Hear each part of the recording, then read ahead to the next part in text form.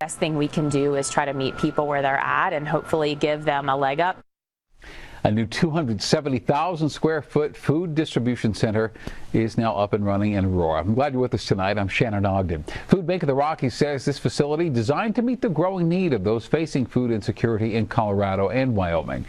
And boy, there is need. Digging into the numbers here, more than 600,000 Coloradans receive federal food assistance.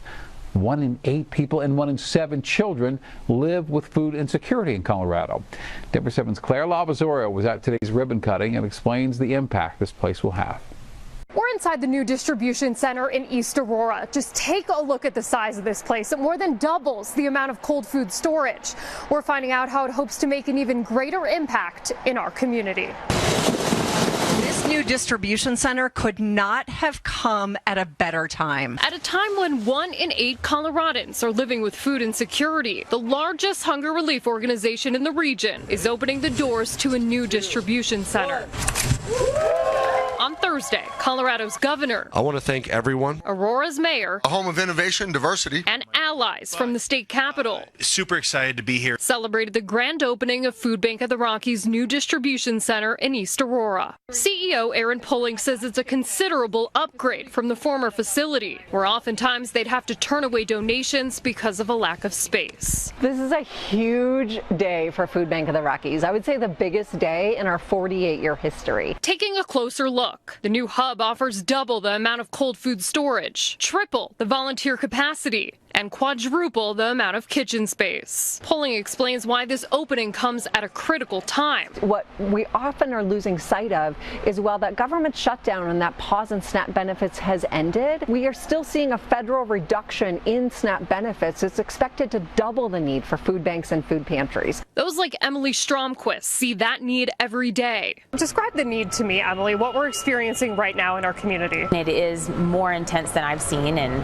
probably the last decade. Stromquist is the executive director of Food for Hope, a partner organization. I think it will allow us to make a bigger impact on the families that need the food, as well as just offer more food that provides dignity, cultural relevance. And in a time when the need is greater than ever, community leaders believe this facility is part of the solution. We hope the community feels such pride, the pride that we feel, that we are able to stand up in this moment of need. In Aurora, Claire Lavazorio, Denver 7. There is such demand for food assistance. During the month-plus government shutdown last year, we really saw an uptick of families turning to food banks. But in rural communities, that's not always an option. But that's why I-70 Street Reach Food Bank hopes to be a solution for rural families. They opened last May, serving Watkins, Bennett, Strasburg, Byers, and Deer Trail. I knew there was a lot of people in need here. It's way more difficult because the resources are sparse. There are a lot of food banks in the Denver metro area. I-70 Street Reach holds food distribution on the 2nd and 4th Saturdays of the month from 9:30 to 11:30. So that means the next one is on Valentine's Day, February 14th. Scan that QR code on your screen for the registration form. Denver 7's teaming up with Food Bank of the Rockies and Common Spirit for our 7 Days to Help End Hunger campaign. It starts Monday. Any amount you can give helps. $25, that's enough for 150 meals. $50 can provide 300 meals.